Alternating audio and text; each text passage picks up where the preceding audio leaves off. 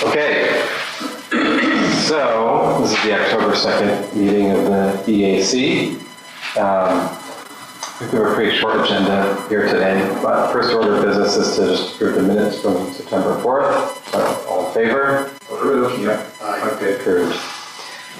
Great. The rest of the agenda are mostly just some short update items. I'm going to go a little bit out of order and ask Rob if you want to comment just briefly on the elastomeric coatings. I know we can have a more in-depth discussion, in the future. That's just one. Well, what I've done is complete an assessment of where the technology stands, ability to Narberth, and examples, both regional. Philadelphia is a great example, and the best example, the best project was in LA.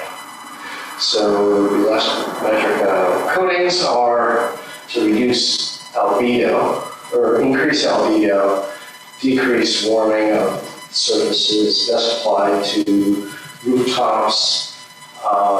It can be applied, it is, we call it more of a paint for, say, the basketball courts, any kind of athletic surface. They work really well, and they really reduce the temperature of the surfaces by generally 4 to 10 degrees. And it actually, on a rooftop, the new ones developed by Purdue University actually cause the building to cool. So it's actually a significant drop below that coating. It's the top floors of structure, which on our buildings, municipal buildings, actually works quite well because they're period buildings and with less insulation. So what I'm looking at is the cost structure. What properties does the borough own that this would be applicable to? What other uses are there? And from a development end, it's always nice to see, we think we could use it for X, Y, Z, but you always have to look at operations and the negatives. So I would say,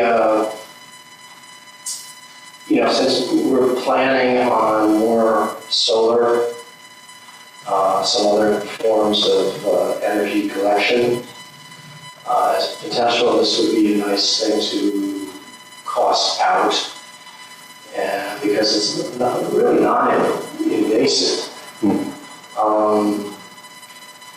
And the best example locally is Lower American High School. They have acre plus. Do you know when they did it? They recoat. And you can see it on the satellite parking lot or on the rooftop. And it's a beautiful job because you can see it from space. It's so large. Marion Elementary has used it. A lot of the school system has been pushing this. Also in Philadelphia, it's mandatory for new structures that they consider it and incorporate it. I took some pictures the other day. I was up in the Honeck Center for Jefferson. And so while I was waiting, I was taking pictures of the nearby rooftops because they're dated from 1700s to the 1900s with a couple new structures. What I found was that elastomeric coatings are good and pretty much low operation cost if you don't have a restaurant, you don't have some sort of a venturi on top of a roof that's belching out grease. If your roof is flat, you don't have collection points because the particulate, the pollution, just general dirt and greases will accumulate. And so when I looked at some of these old buildings, they weren't doing a good job going out and cleaning things up occasionally. The water was draining to a set drain point, but I'd say 10 or 20% of the structure was blacked out. So the coating wasn't doing really an effective job. So is your proposal to use this on borough buildings or to integrate it into like design specs or?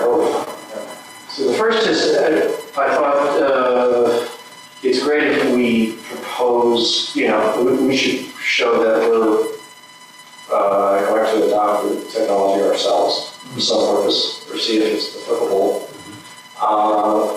I'd say 10% of the structures in looking at satellite images of the borough, 10% of the structures use it. Already do? Yes. Just in general, not municipal. Just general, and They're all like flat roof? yes, and usually apartment buildings. Yeah. Some it's used correctly in some cases, in others cases it's not effectively used. It's a matter of cost, and when there are no regulations really governing it. The price point is good. There are grants.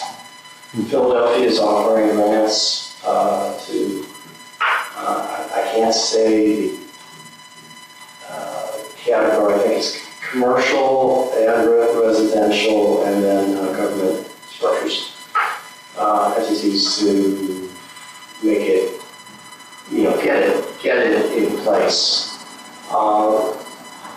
The great benefit to me is that it's going to cool rooftops. Is going to, because that'll be so the radiation goes back into space, and as climate becomes more of an issue, we have a lot of concrete and blacktop surfaces, especially in a dense borough like ours. Yeah. We can offset some of that warming in advance. Mm-hmm. This year's a case where we had several very hot periods and heat waves, technically, 3 days over 90 degrees. And it would be helpful, along with the fact where there are trees sitting now and we're leafing out. And there are other things that municipalities do is they look into their road surfaces and taking bituminous surfaces and converting them into bituminous with recycled glass, which has a higher albedo, stays cooler. They use it down in Jersey everywhere. And there's a glass recycling operation in Delaware County. So they were the ones that provided the recycled bottles for the I-95 reconstruction. But, so there's a possibility of it. I have not investigated that, just trying to get the basic information out. But it'll just make it more pleasant in the borough, cut down on people's electric bills and cooling. Heat island. Correct. There's no negative in the wintertime, and it lasts 3 years. No negative in the wintertime, meaning there's not an energy gain that we enjoy without it that we lose? Correct. Because it seals your structure as an insulation too. Yeah. So for both sides. Okay. So you're keeping a cool area in, and then you're going to cool it from the outside as well. So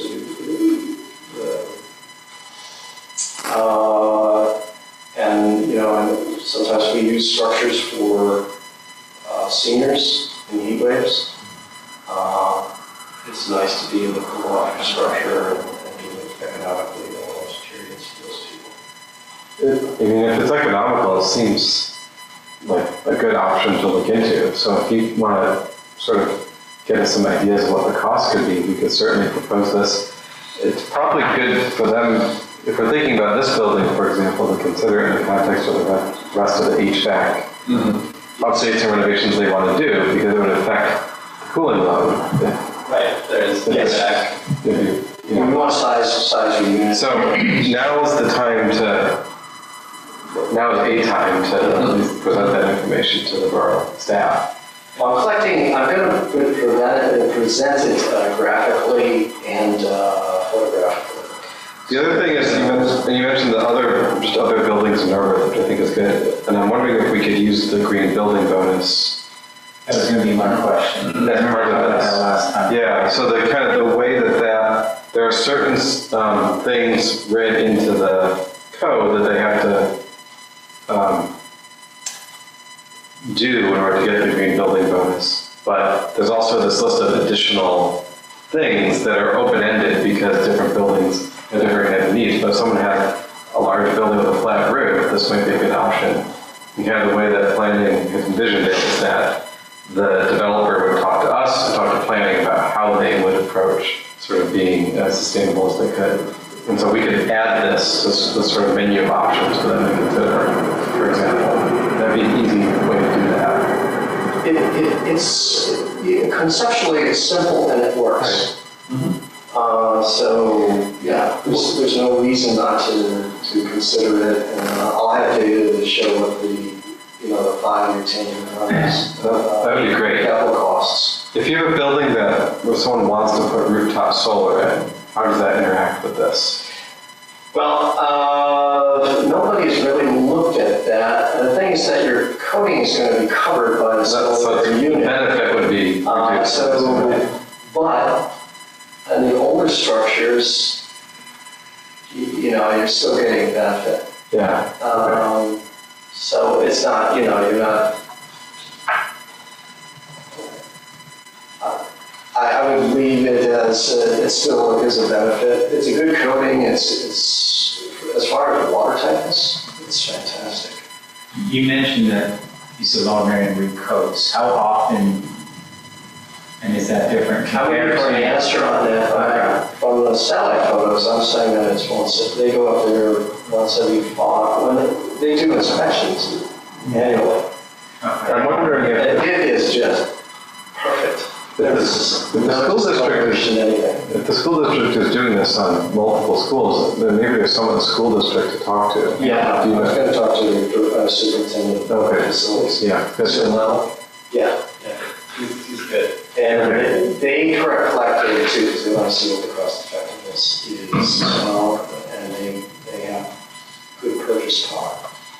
Okay. So if we can find out if there's a way to buy in bulk, if it's a solution for us. The other thing is that if people try a green roof and it's unsuccessful, this is an alternative so that you don't just back into status quo. Okay, good.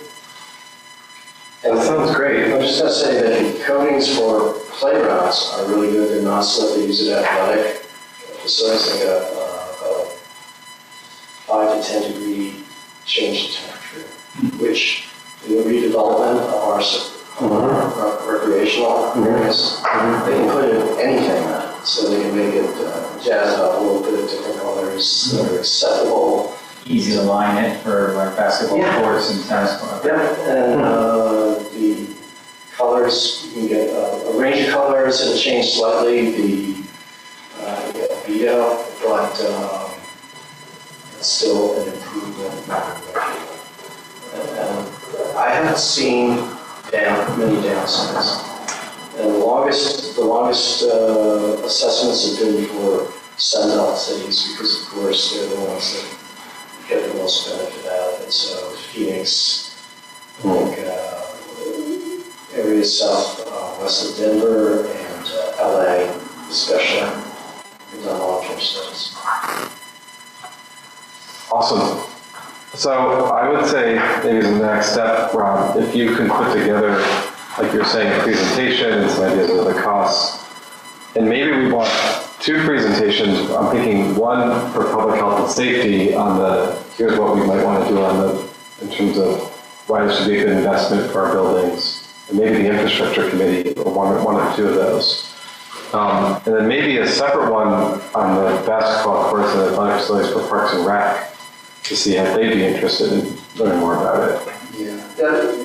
So 2 slightly different The audiences. acreage we could cover by hitting the basketball courts or other similar, tennis courts, etc. We would really make it worthwhile. And the last thing I'll say is that there was a British space shot that had a satellite on it. We were going to get all of our infrared and LiDAR. All of this new data that was going to be available in about a year and a half to the communities, and blew up. So we're behind by a few years. That's disappointing. But we have some good data in this area. I've looked at the temperature contrast to see. You got the hot corridor coming down from Ardmore through the shopping area, and then the Maybrook.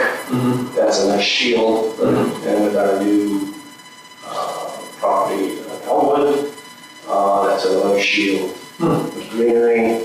And then if we keep on expanding in this area, cooling off the surfaces, it's very helpful. Okay. Thanks, Rob. We can shelter ourselves a little bit. Good. And the car dealerships that we like to talk about there, these kinds as well. Great, thank you. Keep us posted. Okay, I just got a couple brief updates about some other things. Community choice segregation is still moving through the process with the PUC. There was one meeting that took place in September. There's going to be another meeting in October, and they're going through the process. So there's not much update on there, but I'll keep you posted if there's anything new or anything we have to take action on. Lee was going to work on updating the usage data on the public EV chargers. We did get updated data from the borough staff, and I think he's working on that, but I'll get an update from him for the next meeting. Those were all the main agenda items. I did check borough council and council committee agendas. The only thing that stood out to me is, looks like the police department is requesting a Chevy EV Blazer to replace one of their vehicles, so fully electric. All right. So they're moving in that direction, it looks like. We got religion. Yeah, I think they really liked the F-150 Lightning, from what I've heard. Good.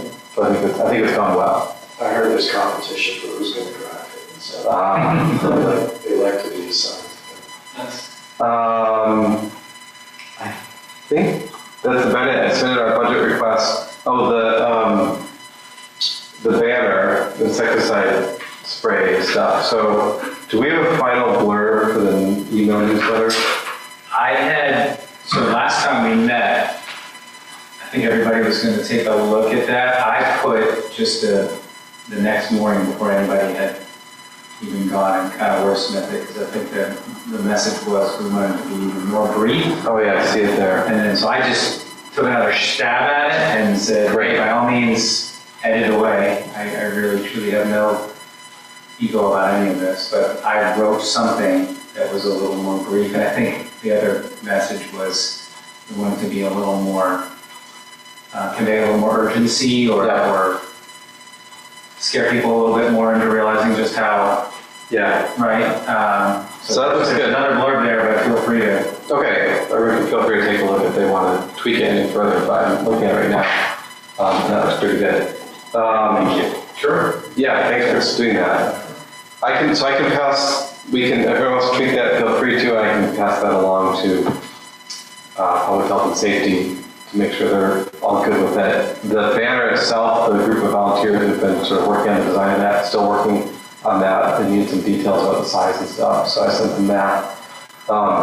I think since the season is kind of winding down for when people are doing these mosquito sprayings, the folks might be for the spring to have that banner ready to be put up. So that's kind of where things are at with that. Those are all the updates I have. Anything else from you guys? Question on Lee's looking at the EV data, right? Yes. Has he said anything about the raw data that he sees trends? We have we have all the raw data in terms of every charging session's on there. And how much they charge, when time they charge, and which location was used. So we don't know anything about the actual vehicles or anything like that. No. But I mean, is it in the docks? Oh, in the shared drive, shared folder? No, it's not right now, but we could put that there. That'd be great. Sure. I'll send Lee a message or I can. Fantastic. Cool. Anything else? Nothing else for you. Okay. Super efficient. You adjourned. Thanks, everyone. Thanks, Joe. Thanks, Joe. Thank you. No questions from the audience? No. Way more efficient than,